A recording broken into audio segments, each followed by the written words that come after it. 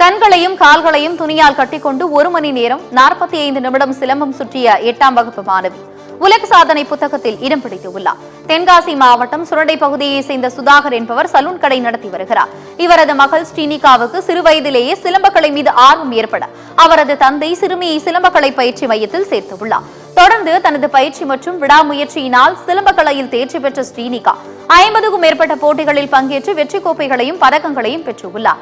இந்நிலையில் மாவட்ட மற்றும் மாநில அளவிலான சிலம்ப போட்டிகளில் பங்கேற்ற சிறுமி ஸ்ரீனிகா தற்போது கண்களையும் கால்களையும் துணியால் கட்டிக்கொண்டு 1 மணி நேரம் 45 நிமிடம் சிலம்பம் சுற்றி அசத்தியுள்ளார். மாணவியின் இந்த சாதனை South Asia book of record என்ற உலக சாதனை புத்தகத்தில் இடம் பிடித்துள்ளது. சிலம்பத்துல இந்த மாதிரி நிறைய இன்ட்ரெஸ்ட் இருக்கனால எங்க அம்மாவும் எங்க அப்பாட்ட சொன்னேன்.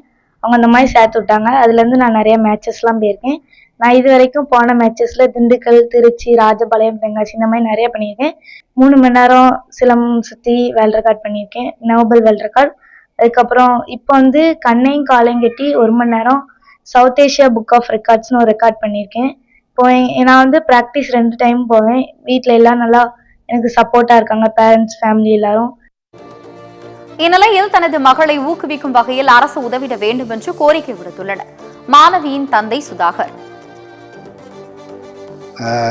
ஃபர்ஸ்ட் சிலம்பத்தில் கொஞ்சம் ஆர்வமாக இருந்ததுனால அதிகமாக எல்லா மேட்சுக்கும் நான் அதிகமாக கூப்பிட்டு போயிருக்கேன். சலூன் ஷாப் வச்சுருக்கிறேன். அப்படி இருந்தாலும் ஞாயிற்றுக்கிழமை தான் வேலை அதிகமாக இருக்கும். அப்படி இருந்தாலும் வேலைகளும் பொருட்படுத்தாமல் எல்லா பக்கம் நான் தான் கூப்பிட்டு போய் எல்லாம் என்கரேஜ் பண்ணிகிட்டு இருக்கேன்.